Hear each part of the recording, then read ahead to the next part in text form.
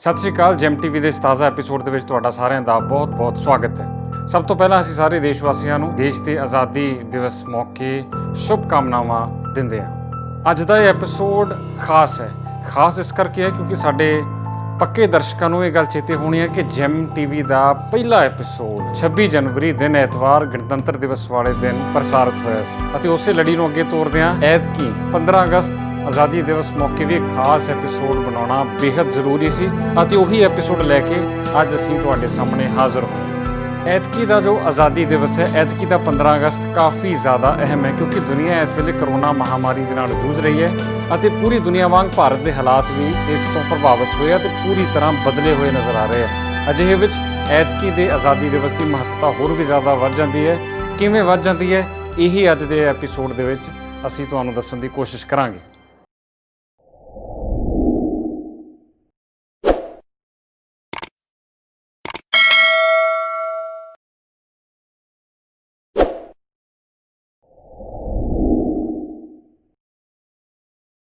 ਸਾਡੇ ਭਾਰਤ ਦੇਸ਼ ਦੀ ਖਾਸੀਅਤ ਇਹ ਹੈ ਕਿ ਇਹ ਦੇਸ਼ ਇੱਕ ਗੁਲਦਸਤੇ ਵਾਂਗ ਆ, ਜਿੱਥੇ ਵੱਖ-ਵੱਖ ਧਰਮਾਂ ਦੇ, ਬੋਲੀਆਂ ਦੇ, ਵੱਖ-ਵੱਖ ਰੂਪ ਰੰਗ ਵਾਲੇ, ਵੱਖ-ਵੱਖ ਸੱਭਿਅਤਾਵਾਂ ਦੇ ਮਿਲ ਜੁਲ ਕੇ ਰਹਿੰਦੇ ਆਏ ਆ ਅਤੇ ਇਸੇ ਆਪਸੀ ਭਾਈਚਾਰੇ ਅਤੇ ਇਤਫਾਕ ਸਦਕਾ ਅਤੇ ਕੁਰਬਾਨੀਆਂ ਸਦਕਾ ਇਸ ਦੇਸ਼ ਨੇ ਆਜ਼ਾਦੀ ਹਾਸਲ ਕੀਤੀ ਸੀ ਅਤੇ ਆਜ਼ਾਦੀ ਦਾ ਨਿੱਘ ਪ੍ਰਾਪਤ ਕੀਤਾ ਸੀ।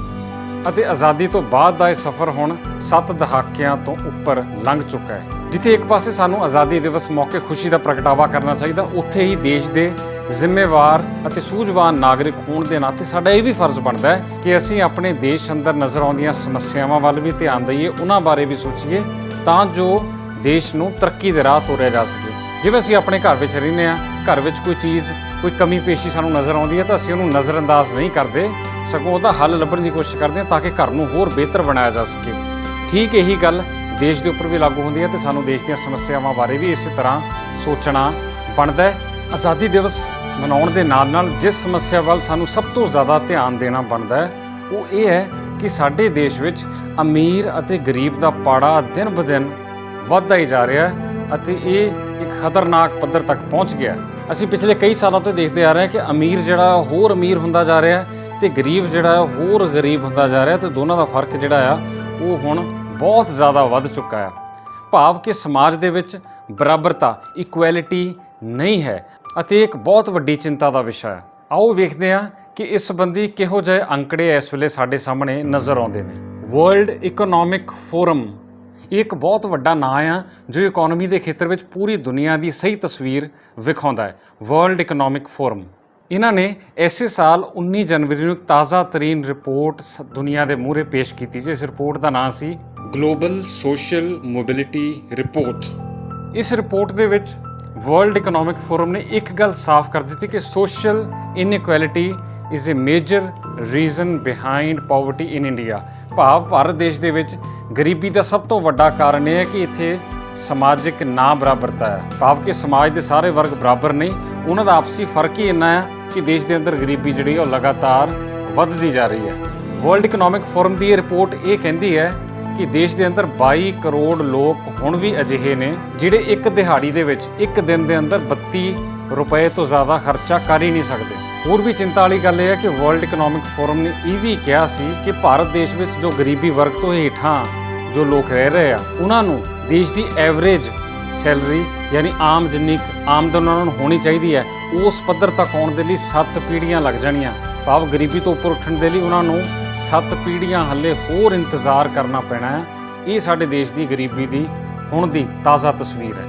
ਇਸ ਤੋਂ ਬਾਅਦ ਇੱਕ ਹੋਰ ਬਹੁਤ ਵੱਡੀ ਸੰਸਥਾ ਹੈ ਜਿਹਦਾ ਨਾਮ ਹੈ ਆਕਸਫੈਮ ਇੰਟਰਨੈਸ਼ਨਲ। ਇੱਕ ਅਜਿਹੀ ਸੰਸਥਾ ਆ ਜੋ ਨਾਨ ਪ੍ਰੋਫਿਟ ਯਾਨੀ ਇਹਦਾ ਕੋਈ ਫਾਇਦਾ ਕਮਾਉਣ ਦਾ ਕੋਈ ਟੀਚਾ ਨਹੀਂ ਹੁੰਦਾ। ਇਹ ਇੱਕ ਸੰਸਥਾ ਆ ਜਿਹੜੀ ਦੁਨੀਆ ਭਰ ਦੇ ਦੇਸ਼ਾਂ ਵਿੱਚ ਗਰੀਬੀ ਸੰਬੰਧੀ ਅੰਕੜੇ ਇਕੱਠੇ ਕਰਦੀ ਆ ਅਤੇ ਉਹਨਾਂ ਨੂੰ ਦੇਸ਼ਾਂ ਦੇ ਮੂਹਰੇ ਰੱਖਦੀ ਆ ਤਾਂ ਜੋ ਇਸ ਸੰਬੰਧੀ ਕੰਮ ਕਰ ਸਕਣ। ਹੁਣ ਆਕਸਫੈਮ ਇੰਟਰਨੈਸ਼ਨਲ ਵਾਲੇ ਭਾਰਤ ਦੇਸ਼ ਦੀ ਗਰੀਬੀ ਬਾਰੇ ਵੀ ਅੰਕੜੇ ਸਾਡੇ ਸਾਹਮਣੇ ਰੱਖ ਚੁੱਕੇ ਆ। ਆਕਸਫੈਮ ਇੰਟਰਨੈਸ਼ਨਲ ਵਾਲਿਆਂ ਨੇ ਇਹ ਕਿਹਾ ਕਿ ਪਿਛਲੇ 1-1.5 ਸਾਲ ਦੌਰਾਨ ਭਾਰਤ ਦੇਸ਼ ਅੰਦਰ ਹੇਠਲਾ ਵਰਗ ਯਾਨੀ ਜੋ ਗਰੀਬੀ ਵਰਗ ਅਤੇ ਇਸ ਤੋਂ ਹੇਠਾਂ ਦੇ ਵਰਗ ਵਿੱਚ ਰਹਿ ਰਹੇ ਨੇ ਉਹਨਾਂ ਦੀ 50% ਦੀ ਪੋਪੂਲੇਸ਼ਨ ਐਸੀ ਹੈ ਕਿ ਉਹਨਾਂ ਦੀ ਆਮਦਨ ਦੇ ਵਿੱਚ ਸਿਰਫ 3% ਦੀ ਵਾਧਾ ਹੋਇਆ। ਯਾਨੀ ਦੇਸ਼ ਦੇ 50% ਲੋਕ ਐਸੇ ਆ ਜਿਨ੍ਹਾਂ ਦੀ ਆਮਦਨ ਪਿਛਲੇ 1.5 ਸਾਲ ਦੌਰਾਨ ਸਿਰਫ 3% ਵਧੀ ਹੈ। ਦੂਜੇ ਪਾਸੇ ਆਕਸਫੈਮ ਇੰਟਰਨੈਸ਼ਨਲ ਵਾਲਿਆਂ ਨੇ ਦੇਸ਼ ਦੇ ਅਮੀਰ ਲੋਕਾਂ ਬਾਰੇ ਕੀ ਦੱਸਿਆ ਕਿ ਭਾਰਤ ਦੇ ਜੋ ਚੋਟੀ ਦੇ 1% ਜਿਹੜੇ ਧਨਾਢ ਬਹੁਤ ਜ਼ਿਆਦਾ ਰਈਸ ਲੋਕ ਆ, ਉਹਨਾਂ ਦੀ ਇਸੇ ਸਮੇਂ ਦੌਰਾਨ ਯਾਨੀ ਪਿਛਲੇ 1 ਤੋਂ 1.5 ਸਾਲ ਦੇ ਸਮੇਂ ਦੌਰਾਨ ਜਾਇਦਾਦ ਅਤੇ ਆਮਦਨ 46% ਵਧੀ ਹੈ। ਯਾਨੀ 50% ਲੋਕਾਂ ਦੀ ਸਿਰਫ 3% ਵਧੀ ਅਤੇ 1% ਲੋਕਾਂ ਦੀ ਜਾਇਦਾਦ ਅਤੇ ਆਮਦਨ 46% ਵੱਧ ਗਈ। ਇੱਥੇ ਅਮੀਰੀ ਆ ਰਹੀ ਹੈ। ਆਜ਼ਾਦੀ ਦਾ ਅਸਲੀ ਨਿੱਘ ਇਹ ਲੋਕ ਮੰਨ ਰਹੇ ਆ, ਉਹ ਜਿਹੜੇ 50% ਆ ਉਹਨਾਂ ਨੂੰ ਅਸੀਂ ਆਜ਼ਾਦੀ ਦੇ ਜੇ ਮਤਲਬ ਪੁੱਛ ਕੇ ਵੇਖੀਏ ਤਾਂ ਉਹਨਾਂ ਦੇ ਅਰਥ ਕੁਝ ਹੋਰ ਹੀ ਹੋਣਗੇ। ਆਪਾਂ ਸਾਰੇ ਜਾਣਦੇ ਹਾਂ ਕਿ ਭਾਰਤ ਦੇਸ਼ ਦੇ ਪੇਂਡੂ ਖੇਤਰਾਂ ਵਿੱਚ ਬਹੁਤੇ ਲੋਕਾਂ ਦਾ ਰੁਜ਼ਗਾਰ ਖੇਤੀਬਾੜੀ ਜਾਂ ਖੇਤੀਬਾੜੀ ਦੇ ਨਾਲ ਸੰਬੰਧਿਤ ਕੰਮਾਂ ਕਰਕੇ ਚੱਲਦਾ ਹੈ ਅਤੇ ਅੰਕੜੇ ਵੀ ਇਹੀ ਕਹਿੰਦੇ ਆ ਕਿ ਭਾਰਤ ਦੇ ਪੇਂਡੂ ਖੇਤਰਾਂ ਅੰਦਰ 50% ਲੋਕ ਖੇਤੀਬਾੜੀ ਉੱਪਰ ਨਿਰਭਰ ਆ। ਹੁਣ ਆਕਸਫੈਮ ਇੰਟਰਨੈਸ਼ਨਲ ਦੀ ਰਿਪੋਰਟ ਖੇਤੀਬਾੜੀ ਦੇ ਬਾਰੇ ਇਹ ਕਹਿੰਦੀ ਹੈ ਕਿ ਪਿਛਲੇ ਸਾਲ ਸਤੰਬਰ ਮਹੀਨੇ ਤੱਕ ਖੇਤੀਬਾੜੀ ਸੈਕਟਰ ਦੀ ਆਮਦਨ 3.8% ਹੇਠਾਂ ਆ ਗਈ ਸੀ ਅਤੇ ਉਦੋਂ ਤੋਂ ਲੈ ਕੇ ਹੁਣ ਤੱਕ ਇਹ ਹੋਰ ਹੇਠਾਂ ਆਉਣ ਵੱਲ ਵੱਧ ਰਹੀ ਹੈ। ਇਸ ਤੋਂ ਸਾਨੂੰ ਭਾਰਤ ਦੇ ਪੇਂਡੂ ਖੇਤਰ ਦੀ ਅਤੇ ਖਾਸ ਤੌਰ ਤੇ ਗਰੀਬ ਅਤੇ ਗਰੀਬ ਵਰਗ ਤੋਂ ਹੇਠਾਂ ਰਹਿੰਦੇ ਲੋਕਾਂ ਦੀ ਤਾਜ਼ਾ ਹਾਲਤ ਬਾਰੇ ਇੱਕ ਝਲਕ ਮਿਲ ਜਾਂਦੀ ਹੈ। ਖੁਦ ਭਾਰਤ ਸਰਕਾਰ ਨੇ ਜਦੋਂ ਬਜਟ ਪੇਸ਼ ਕਰਨਾ ਸੀ 2020-21 ਦੇ ਲਈ ਤਾਂ ਉਸ ਤੋਂ ਪਹਿਲਾਂ ਦਸੰਬਰ ਮਹੀਨੇ ਨੀਤੀ ਆਯੋਗ ਨੇ ਆਪਣੀ ਰਿਪੋਰਟ ਦੇ ਵਿੱਚ ਇਹ ਗੱਲ ਸਾਫ਼-ਸਾਫ਼ ਕਹੀ ਸੀ ਕਿ ਦੇਸ਼ ਦੇ 22 ਤੋਂ 25 ਸੂਬੇ ਅਜਿਹੇ ਨੇ ਜਿਨ੍ਹਾਂ ਵਿੱਚ ਗਰੀਬੀ, ਭੁੱਖਮਰੀ ਅਤੇ ਸਮਾਜਿਕ ਨਾ ਬਰਾਬਰਤਾ ਵਧੀ ਹੈ। Poverty, hunger and inequality have increased in 22 to 25 states. Middle class ਦੀ ਹਾਲਤ ਵੀ ਕੋਈ ਜ਼ਿਆਦਾ ਵਧੀਆ ਨਹੀਂ ਤੋਂ ਕਰੋਨਾ ਮਹਾਮਾਰੀ ਨੇ ਹਾਲਾਤ ਹੋਰ ਜ਼ਿਆਦਾ ਮੁਸ਼ਕਿਲ ਕਰ ਦਿੱਤੇ ਨੇ। ਬਹੁਤ ਸਾਰੇ ਲੋਕਾਂ ਦਾ ਰੁਜ਼ਗਾਰ ਜਿਹੜਾ ਖੁੱਸ ਗਿਆ ਆ। ਬਹੁਤ ਸਾਰੇ ਲੋਕੀ ਜਿਹੜੇ ਕੱਚੇ ਕੰਟਰੈਕਟ ਉੱਤੇ ਜਾਂ ਐਡਹੌਕ ਉੱਤੇ ਜਾਂ ਕੱਚੀਆਂ ਪੋਸਟਾਂ ਉੱਤੇ ਕੰਮ ਕਰ ਰਹੇ ਸੀ, ਉਹਨਾਂ ਦੀ ਨੌਕਰੀ ਖੁੱਸ ਗਈ ਹੈ ਅਤੇ ਆਮਦਨ ਦੇ ਵਸੀਲੇ ਲੋਕਾਂ ਦੇ ਘਟ ਗਏ ਆ। ਦੂਜੇ ਪਾਸੇ ਇੱਕ ਚੀਜ਼ ਬਹੁਤ ਸੋਚਣ ਵਾਲੀ ਹੈ ਕਿ ਦੇਸ਼ ਦੀ ਪਾਰਲੀਮੈਂਟ ਵੀ ਬੰਦ ਹੀ ਪਈ ਹੈ। ਉੱਥੇ ਵੀ ਕੋਈ ਸੈਸ਼ਨ, ਕੋਈ ਅਸੈਂਬਲੀ ਨਹੀਂ ਲੱਗੀ, ਪਰ ਉਹਨਾਂ ਨੂੰ ਬਿਨਾਂ ਕੰਮ ਕੀਤਿਆਂ ਤਨਖਾਹਾਂ ਮਿਲ ਰਹੀਆਂ, ਸਾਰੇ ਪੱਤੇ, ਸਭ ਸਹੂਲਤਾਂ ਮਿਲ ਰਹੀਆਂ। ਪਰ ਦੇਸ਼ ਦੇ ਆਮ ਲੋਕ, ਗਰੀਬ ਲੋਕ, ਮਿਡਲ ਕਲਾਸ ਲੋਕ ਜਿਹੜੇ ਨੌਕਰੀ ਪੇਸ਼ਾ ਸਨ, ਜਿਨ੍ਹਾਂ ਦੀਆਂ ਨੌਕਰੀਆਂ ਪ੍ਰਭਾਵਿਤ ਹੋਈਆਂ, ਉਹਨਾਂ ਨੂੰ ਤਨਖਾਹਾਂ ਤੇ ਆਮਦਨ ਦੇ ਵਸੀਲੇ ਬੰਦ ਹੋ ਗਏ ਆ। ਇਹ ਬਹੁਤ ਸੋਚਣ ਵਾਲੀ ਗੱਲ ਹੈ। ਦੇਸ਼ ਦੇ ਆਜ਼ਾਦੀ ਦਿਵਸ ਮੌਕੇ ਖਾਸ ਇਸ ਚੀਜ਼ ਵੱਲ ਸਾਰਿਆਂ ਨੂੰ ਧਿਆਨ ਦੇਣਾ ਬਣਦਾ ਹੈ, ਕਿਉਂਕਿ ਦੇਸ਼ ਦਾ ਨਾਗਰਿਕ ਆਜ਼ਾਦੀ ਦਾ ਅਸਲੀ ਨਿੱਘ ਉਦੋਂ ਮਾਣੂਗਾ ਜਦੋਂ ਉਹਦੇ ਪੇਟ ਰੋਟੀ ਪਊਗੀ। ਤਾਂ ਸਾਡਾ ਅਗਲਾ ਜਿਹੜਾ ਉਦਾਹਰਣ ਹੈ ਉਸ ਪੂਰੀ ਗੱਲ ਨੂੰ ਚੰਗੀ ਤਰ੍ਹਾਂ ਸਾਫ਼ ਸਪਸ਼ਟ ਕਰ ਦਊਗਾ ਕਿ ਦੇਸ਼ ਵਿੱਚ ਕਿਵੇਂ ਅਮੀਰ ਕਿਤੇ ਹੋਰ ਲੈਵਲ ਤੇ ਪਹੁੰਚ ਚੁੱਕਾ ਹੈ ਤੇ ਗਰੀਬ ਵਿਚਾਰਾ ਹਾਲੇ ਵੀ ਹੇਠਾਂ ਹੀ ਧੱਕੇ ਖਾ ਰਿਹਾ।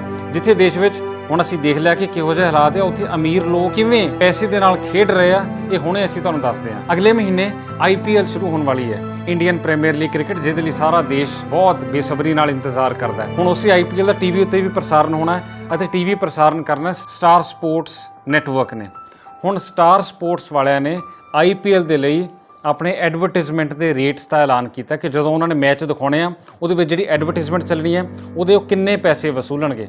ਸਟਾਰ ਸਪੋਰਟਸ ਨੇ ਇਹ ਤੈਅ ਕੀਤਾ ਹੈ ਕਿ IPL ਦੇ ਵਿੱਚ ਜੋ ਵੀ ਐਡ ਚੱਲੂਗੀ, 10 ਸਕਿੰਟ ਦੀ ਐਡ ਦੇ ਲਈ ਉਹਨਾਂ ਨੇ 10 ਲੱਖ ਰੁਪਏ ਵਸੂਲਣੇ ਆ। 10 ਸਕਿੰਟ ਕਿੰਨੇ ਹੁੰਦੇ ਆ ਤੁਸੀਂ ਗਿਣ ਸਕਦੇ ਆ, 1 2 3 4 ਕਰਕੇ 10 ਸਕਿੰਟ ਚੁਟਕੀ ਵਜਾਉਂਦਿਆਂ ਬੀਤ ਜਾਂਦੇ ਆ। ਇਹਨਾਂ 10 ਸਕਿੰਟਾਂ ਦੇ ਲਈ ਸਟਾਰ ਸਪੋਰਟਸ ਨੇ 10 ਲੱਖ ਰੁਪਏ ਕਮਾਉਣੇ ਆ। IPL ਦੇ ਵਿੱਚ ਕੁੱਲ 56 ਦੇ ਆਸ-ਪਾਸ ਮੈਚ ਹੋ ਹੀ ਜਾਂਦੇ ਆ। ਇੱਕ ਮੈਚ ਦੇ ਵਿੱਚ ਅਣਗਿਣਤ ਐਡਵਰਟਾਈਜ਼ਮੈਂਟ ਚੱਲਣੀਆਂ ਤੇ ਉਹਨਾਂ ਨੇ 10 ਸਕਿੰਟ ਦੇ 10 ਲੱਖ ਰੁਪਏ ਕਮਾਉਣੇ ਆ।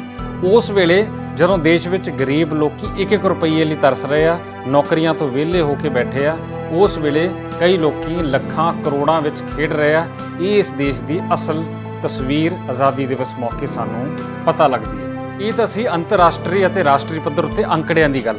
ਹੁਣ ਅਸੀਂ ਆਲੇ ਦੁਆਲੇ ਵੈਸੇ ਵੀ ਜੇ ਆਪਣੇ ਹਾਲਾਤ ਨੂੰ ਸਮਝਣ ਦੀ ਕੋਸ਼ਿਸ਼ ਕਰੀਏ ਤਾਂ ਇੱਕ ਹੋਰ ਮਿਸਾਲ ਲੰਘੇ ਦਿਨੀ ਮੀਡੀਆ ਵਿੱਚ ਕਾਫੀ ਸੁਣਾਈ ਦਿੱਤੀ ਸੀ ਤੇ ਉਹ ਸੀ ਸਾਡੇ ਪੰਜਾਬ ਦੇ ਸੰਗਰੂਰ ਇਲਾਕੇ ਦੇ ਪਿੰਡ ਭੂਲਨ ਦੀ ਤਸਵੀਰ। ਪਿੰਡ ਭੂਲਨ ਇੱਕ ਐਸਾ ਪਿੰਡ ਆ ਜਿੱਥੇ ਹਾਲੇ ਤੱਕ ਵੀ ਲੋਕਾਂ ਨੂੰ ਪੀਣ ਵਾਲਾ ਪਾਣੀ ਨਹੀਂ ਮਿਲ ਸਕਿਆ। ਉੱਥੋਂ ਦੇ ਲੋਕੀ ਆਪਣੇ ਪਿੰਡ ਤੋਂ, ਆਪਣੇ ਘਰਾਂ ਤੋਂ ਪੈਦਲ ਤੁਰ ਕੇ 2-2.5 ਕਿਲੋਮੀਟਰ ਦਾ ਸਫ਼ਰ ਤੈਅ ਕਰਦੇ ਹੋਏ ਭਾਖੜਾ ਨਹਿਰ ਤੋਂ ਜਾ ਕੇ ਪਾਣੀ ਭਰ ਕੇ ਲਿਆਉਂਦੇ ਆ ਆਪਣੀਆਂ ਜ਼ਰੂਰਤਾਂ ਵਾਸਤੇ। ਹੁਣ ਇਹ ਵੀ ਨੋਟ ਕਰਨ ਵਾਲੀ ਗੱਲ ਹੈ ਕਿ ਉਹ ਭਾਖੜਾ ਨਹਿਰ ਜਿੱਥੋਂ ਪਾਣੀ ਲੈ ਕੇ ਆਉਂਦੇ ਆ, ਉਹੀ ਨਹਿਰ ਆ ਜਿਹਦੇ ਵਿੱਚ ਸਾਰਾ ਗੰਦ-ਮੰਦ, ਇੱਥੋਂ ਤੱਕ ਕਿ ਲਾਸ਼ਾਂ ਵੀ ਅਕਸਰ ਤੈਰਦੀਆਂ ਨਜ਼ਰ ਆਉਂਦੀਆਂ ਨੇ ਜਾਨਵਰਾਂ ਦੀਆਂ, ਅਤੇ ਕਈ ਵਾਰ ਮਨੁੱਖਾਂ ਦੀਆਂ ਲਾਸ਼ਾਂ ਵੀ ਇਸ ਨਹਿਰ ਦੇ ਵਿੱਚ ਵੇਖੀਆਂ ਗਈਆਂ। ਉਸੇ ਨਹਿਰ ਤੋਂ ਪਾਣੀ ਪੀਣ ਦੇ ਲਈ ਅਤੇ ਆਪਣੇ ਘਰਾਂ ਵਿੱਚ ਵਰਤੋਂ ਕਰਨ ਦੇ ਲਈ ਲੋਕੀ ਮਜਬੂਰ ਨੇ, ਕਿਉਂਕਿ ਆਜ਼ਾਦੀ ਦੇ 7 ਦਹਾਕੇ ਬੀਤ ਜਾਣ ਦੇ ਬਾਵਜੂਦ ਇਹਨਾਂ ਲੋਕਾਂ ਨੂੰ ਹਾਲੇ ਤੱਕ ਵੀ ਪੀਣ ਵਾਲਾ ਪਾਣੀ ਮੁਹੱਈਆ ਨਹੀਂ ਕਰਾਇਆ ਜਾ ਸਕਿਆ। ਇਸ ਤੋਂ ਵੱਧ ਦੁੱਖ ਵਾਲੀ ਗੱਲ ਕਿਹੜੀ ਹੋ ਸਕਦੀ ਹੈ। ਸਰਕਾਰਾਂ ਕਈ ਆਈਆਂ ਕਈ ਗਈਆਂ, ਪਰ ਕਿਸੇ ਦਾ ਵੀ ਇਸ ਪਾਸੇ ਧਿਆਨ ਨਹੀਂ ਗਿਆ।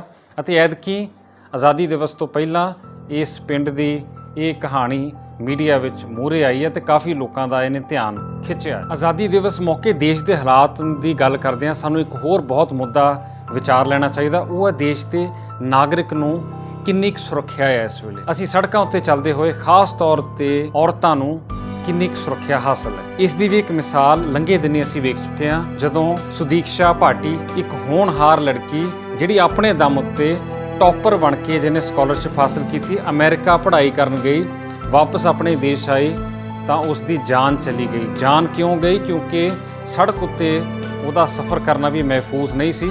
ਕੁਝ ਮਨਚਲੇ ਗੁੰਡਿਆਂ ਨੇ ਉਹਦਾ ਪਿੱਛਾ ਕੀਤਾ ਅਤੇ ਉਹਨੂੰ ਤੰਗ ਪਰੇਸ਼ਾਨ ਕਰਨ ਲੱਗੇ। ਇਸੇ ਸਿਲਸਿਲੇ ਵਿੱਚ ਉਹਦਾ ਐਕਸੀਡੈਂਟ ਹੋਇਆ ਤੇ ਇਸ ਲੜਕੀ ਦੀ ਜਾਨ ਚਲੀ ਗਈ। ਇੱਕ ਹੋਣਹਾਰ ਬੱਚੀ ਜਿਹੜੀ ਸਕਾਲਰਸ਼ਿਪ ਦੇ ਬੇਸ ਤੇ ਅਮਰੀਕਾ ਤੱਕ ਪਹੁੰਚ ਗਈ ਸੀ ਅਤੇ ਹੋਰ ਉਹਨੇ ਦੇਸ਼ ਦਾ ਅਤੇ ਆਪਣੇ ਸੂਬੇ ਦਾ, ਆਪਣੇ ਮਾਂ-ਬਾਪ ਦਾ ਨਾਂ ਕਿੰਨਾ ਰੌਸ਼ਨ ਕਰਨਾ ਸੀ ਅਤੇ ਉਹਨੇ ਹੋਰ ਬੁਲੰਦੀਆਂ ਛੋਹਣੀਆਂ ਸੀ, ਪਰ ਕਿਵੇਂ ਉਹਦੀ ਜਾਨ ਭੰਗ ਦੇ ਪਹਾੜੇ ਗਈ, ਇਹ ਇੱਕ ਬਹੁਤ ਸੋਚਣ ਵਿਚਾਰਨ ਵਾਲਾ ਵਿਸ਼ਾ ਹੈ। ਆਮ ਤੌਰ ਤੇ ਅਜਿਹੀਆਂ ਗੱਲਾਂ ਮੀਡੀਆ ਵਿੱਚ ਆਉਂਦੀਆਂ, ਅਸੀਂ ਸਾਰੇ ਤੇ ਰੋਸ ਪ੍ਰਗਟ ਕਰਦੇ ਹਾਂ, ਥੋੜ੍ਹੇ ਦਿਨ ਬਾਅਦ ਭੁੱਲ ਭੱਲ ਜਾਂਦੇ ਹਾਂ, ਪਰ ਇਹਦੇ ਬਾਰੇ ਜ਼ਰੂਰ ਸਭ ਨੂੰ, ਸਰਕਾਰਾਂ ਨੂੰ, ਲੋਕਾਂ ਨੂੰ ਸੋਚਣਾ ਚਾਹੀਦਾ ਹੈ। ਇਸ ਤੋਂ ਪਹਿਲਾਂ ਹੈਦਰਾਬਾਦ ਦੇ ਵਿੱਚ ਡਾਕਟਰ ਪ੍ਰਿਯੰਕਾ ਰੈਡੀ ਜੋ ਕਿ ਵੈਟਰਨਰੀ ਡਾਕਟਰ, ਉਹਨਾਂ ਦੇ ਨਾਲ ਘਟਨਾ ਵਾਪਰੀ ਸੀ। ਉਦੋਂ ਵੀ ਬਹੁਤ ਰੌਲਾ ਪਿਆ ਸੀ, ਪਰ ਥੋੜ੍ਹੇ ਦਿਨਾਂ ਬਾਅਦ ਗੱਲ ਆਈ ਗਈ ਹੋ ਜਾਂਦੀ ਹੈ ਅਤੇ ਨਵਾਂ ਮਸਲਾ ਆਉਣ 'ਤੇ ਅਸੀਂ ਇਸ ਪਾਸੇ ਧਿਆਨ ਦਿੰਦੇ ਹਾਂ। ਪਰ ਇਹਦੇ ਬਾਰੇ ਆਜ਼ਾਦੀ ਦਿਵਸ ਮੌਕੇ ਐਤਕੀ ਜ਼ਰੂਰ ਸੋਚਣਾ ਬਣਦਾ ਹੈ ਅਤੇ ਇਹਦੇ ਬਾਰੇ ਕਦਮ ਪੁੱਟਣੇ ਚਾਹੀਦੇ ਆ ਕਿ ਦੇਸ਼ ਦੀਆਂ ਸੜਕਾਂ ਉੱਤੇ ਲੋਕਾਂ ਨੂੰ, ਖਾਸ ਤੌਰ ਤੇ ਔਰਤਾਂ ਨੂੰ ਚੱਲਣ ਫਿਰਨ ਦੀ ਆਜ਼ਾਦੀ ਮਹਿਸੂਸ ਹੋਵੇ। ਉਹਨਾਂ ਨੂੰ ਡਰ ਕੇ ਜਾਂ ਕਿਸੇ ਭੈ ਹੇਠ ਘਰਾਂ ਦੇ ਅੰਦਰ ਲੁੱਕ ਕੇ ਨਾ ਰਹਿਣਾ ਪਵੇ ਅਤੇ ਕੋਈ ਹੋਰ ਲੜਕੀ ਇਹੋ ਜਿਹੇ ਜ਼ੁਲਮ ਦਾ ਸ਼ਿਕਾਰ ਨਾ ਹੋਵੇ। ਤਾਂ ਹੀ ਦੇਸ਼ ਸਹੀ ਮਾਇਨੇ ਵਿੱਚ ਆਜ਼ਾਦ ਕਹਾਊਗਾ। ਦੇਸ਼ ਦੀਆਂ ਲੜਕੀਆਂ ਦੀ, ਦੇਸ਼ ਦੀਆਂ ਬੱਚੀਆਂ ਦੀ ਰਾਖੀ ਕਰਨਾ ਸਮਾਜ ਦਾ, ਦੇਸ਼ ਦਾ ਫਰਜ਼ ਬਣਦਾ ਹੈ। ਇਹਨਾਂ ਮੁੱਦਿਆਂ ਤੋਂ ਇਲਾਵਾ ਧਰਮ ਦੇ ਨਾਂ ਉੱਤੇ ਹੁੰਦੇ ਦੰਗਾ ਫਸਾਦ, ਵੱਧ ਰਹੀ ਨਫ਼ਰਤ, ਫਿਰਕੂ ਤਣਾਅ, ਅਸਹਿਣਸ਼ੀਲਤਾ, ਬੇਰੁਜ਼ਗਾਰੀ, ਇਹ ਵੀ ਬਹੁਤ ਸਾਰੇ ਮੁੱਦੇ ਆ ਜਿਨ੍ਹਾਂ ਵੱਲ ਧਿਆਨ ਦੇਣਾ ਬਣਦਾ ਹੈ ਤੇ ਸਮੇਂ ਦੀ ਮੁੱਖ ਲੋੜ ਵੀ ਹੈ। ਸਾਡੇ ਨੌਜਵਾਨਾਂ ਨੂੰ ਰਾਈਟ ਟੂ ਐਜੂਕੇਸ਼ਨ ਯਾਨੀ ਸਿੱਖਿਆ ਮਿਲਣੀ ਬਹੁਤ ਜ਼ਰੂਰੀ ਹੈ। ਜਿੰਨੇ ਬੱਚੇ ਪੜ੍ਹਨਗੇ ਉਨਾ ਹੀ ਦੇਸ਼ ਦਾ ਵਿਕਾਸ ਹੋਊਗਾ, ਉਨਾ ਹੀ ਦੇਸ਼ ਤਰੱਕੀ ਕਰੂਗਾ। ਕਿਉਂਕਿ ਇੱਕ ਚੀਜ਼ ਵਾਰ-ਵਾਰ ਸਪਸ਼ਟ ਹੋ ਰਹੀ ਹੈ ਕਿ ਇੱਕ ਪਾਸੇ ਕੁਝ ਲੋਕੀ ਬਹੁਤ ਜ਼ਿਆਦਾ ਅਮੀਰ ਹੋ ਰਹੇ ਆ, ਬਹੁਤ ਵੱਡੀਆਂ ਬਿਲਡਿੰਗ ਸਾਡੇ ਦੇਸ਼ ਵਿੱਚ ਬਣ ਗਈਆਂ, ਵੱਡੇ ਸ਼ਾਪਿੰਗ ਮਾਲ ਬਣ ਗਏ, ਬਹੁਤ ਤਰੱਕੀ ਵੇਖਣ ਨੂੰ ਨਜ਼ਰ ਆਉਂਦੀ ਹੈ, ਪਰ ਇਸ ਦੇ ਬਾਵਜੂਦ ਦੇਸ਼ ਦੀ ਬਹੁਤ ਸਾਰੀ ਜਨਤਾ ਐਸੀ ਹੈ ਜਿਹੜੀ ਹਾਲੇ ਵੀ ਮੁੱਢਲੀਆਂ ਸਹੂਲਤਾਂ ਨੂੰ ਤਰਸ ਰਹੀ ਹੈ। ਪੀਣ ਵਾਲੇ ਪਾਣੀ, ਬਿਜਲੀ, ਚੰਗੇ ਘਰ ਅਤੇ ਖਾਣ ਲਈ 2 ਵਕਤ ਦੀ ਰੋਟੀ ਨੂੰ ਤਰਸ ਰਹੀ ਹੈ। ਇਹਨਾਂ ਚੀਜ਼ਾਂ ਨੂੰ ਦੂਰ ਕਰਕੇ ਦੇਸ਼ ਦੇ ਗਰੀਬ ਵਰਗ ਨੂੰ ਉੱਪਰ ਚੁੱਕ ਕੇ ਹੀ ਅਸੀਂ ਵਾਕਈ ਇਹ ਕਹਿ ਸਕਾਂਗੇ ਕਿ ਭਾਰਤ ਦੇਸ਼ ਮਹਾਨ। ਉਮੀਦ ਹੈ ਕਿ ਜਲਦੀ ਹੀ ਅਸੀਂ ਇਸ ਪਾਸੇ ਵੱਲ ਤੁਰਾਂਗੇ ਤੇ ਦੇਸ਼ ਨੂੰ ਨਵੀਂ ਤਰੱਕੀ ਹਾਸਲ ਹੋਊਗੀ, ਅਸਲੀ ਤਰੱਕੀ ਜਿਹਦੇ ਵਿੱਚ ਸਾਰੇ ਵਰਗ ਚੰਗਾ ਜੀਵਨ ਬਸਰ ਕਰਨਗੇ। ਨਾਲ ਦੀ ਨਾਲ ਦੇਸ਼ ਵਾਸੀਆਂ ਨੂੰ ਇਹ ਵੀ ਜ਼ਰੂਰ ਸੰਦੇਸ਼ ਦੇਵਾਂਗੇ ਕਿ ਦੇਸ਼ ਭਗਤੀ ਅਤੇ ਦੇਸ਼ ਲਈ ਪਿਆਰ ਨੂੰ ਸਿਰਫ 2-3 ਦਿਨਾਂ ਤੱਕ ਸੀਮਤ ਨਾ ਕੀਤਾ ਜਾਵੇ। ਹਰ ਦਿਨ ਦੇਸ਼ ਦੇ ਬਾਰੇ ਕੁਝ ਨਾ ਕੁਝ ਨਵੀਂ ਸੋਚ ਲੈ ਕੇ ਆਵੇ, ਕੁਝ ਤਰੱਕੀ ਸੰਬੰਧੀ ਨਵੇਂ ਵਿਚਾਰ ਰੋਜ਼ਾਨਾ ਪੱਧਰ ਉੱਤੇ ਆਉਣਾ ਚਾਹੀਦਾ। ਇਹੀ ਅਸਲੀ ਦੇਸ਼ ਭਗਤੀ ਹੋਊਗੀ। ਆਸ ਹੈ ਕਿ ਦੇਸ਼ ਦੇ ਆਜ਼ਾਦੀ ਦਿਵਸ ਉੱਤੇ ਕੁਝ ਵੱਖਰੇ ਤਰ੍ਹਾਂ ਦੇ ਇਹ ਵਿਚਾਰ ਅਤੇ ਦੇਸ਼ ਦੀ ਅਸਲ ਤਸਵੀਰ ਨੂੰ ਸਾਹਮਣੇ ਲਿਆਉਣ ਦੀ ਕੋਸ਼ਿਸ਼ ਤੁਹਾਨੂੰ ਪਸੰਦ ਆਈ ਹੋਊਗੀ। ਇਸ ਐਪੀਸੋਡ ਸੰਬੰਧੀ ਦੇਸ਼ ਦੇ ਜ਼ਿੰਮੇਵਾਰ ਨਾਗਰਿਕ ਹੋਣ ਦੇ ਨਾਤੇ ਤੁਸੀਂ ਵੀ ਆਪਣੇ ਵਿਚਾਰ ਸਾਡੇ ਨਾਲ ਕਮੈਂਟਸ ਦੇ ਰਾਹੀਂ ਹੇਠਾਂ ਜ਼ਰੂਰ ਸਾਂਝੇ ਕਰਿਓ ਅਤੇ ਨਾਲ ਦੀ ਨਾਲ ਇਹ ਰਾਏ ਵੀ ਦੱਸੋ ਕਿ ਕਿਵੇਂ ਦੇਸ਼ ਨੂੰ ਹੋਰ ਵਧੀਆ ਬਣਾਇਆ ਜਾ ਸਕਦਾ ਹੈ। ਸਾਡੇ ਚੈਨਲ ਜੈਮ ਟੀਵੀ ਦੇ ਨਾਲ ਇਸੇ ਤਰ੍ਹਾਂ ਜੁੜੇ ਰਹੋ। YouTube ਦੇ ਉੱਤੇ ਚੈਨਲ ਨੂੰ ਸਬਸਕ੍ਰਾਈਬ ਕਰਨ ਦੇ ਨਾਲ ਬਹੁਤ ਜ਼ਰੂਰੀ ਹੈ ਕਿ ਤੁਸੀਂ Facebook ਪੇਜ ਨੂੰ ਵੀ ਜ਼ਰੂਰ ਲਾਈਕ ਕਰੋ ਤੇ ਸਾਡੇ ਨਾਲ ਇਸੇ ਤਰ੍ਹਾਂ ਜੁੜੇ ਰਹੋ ਅਤੇ ਆਉਂਦੇ ਸਮੇਂ ਦੌਰਾਨ ਵੀ ਅਸੀਂ ਇਹੋ ਜਿਹੇ ਹੋਰ ਜਾਣਕਾਰੀ ਭਰਪੂਰ ਐਪੀਸੋਡ ਲੈ ਕੇ ਤੁਹਾਡੇ ਸਾਹਮਣੇ ਹਾਜ਼ਰ ਹੁੰਦੇ ਰਵਾਂਗੇ। ਤਦ ਤੱਕ ਲਈ ਇਜਾਜ਼ਤ ਦਿਓ। ਸਤਿ ਸ਼੍ਰੀ ਅਕਾਲ। ਧੰਨਵਾਦ।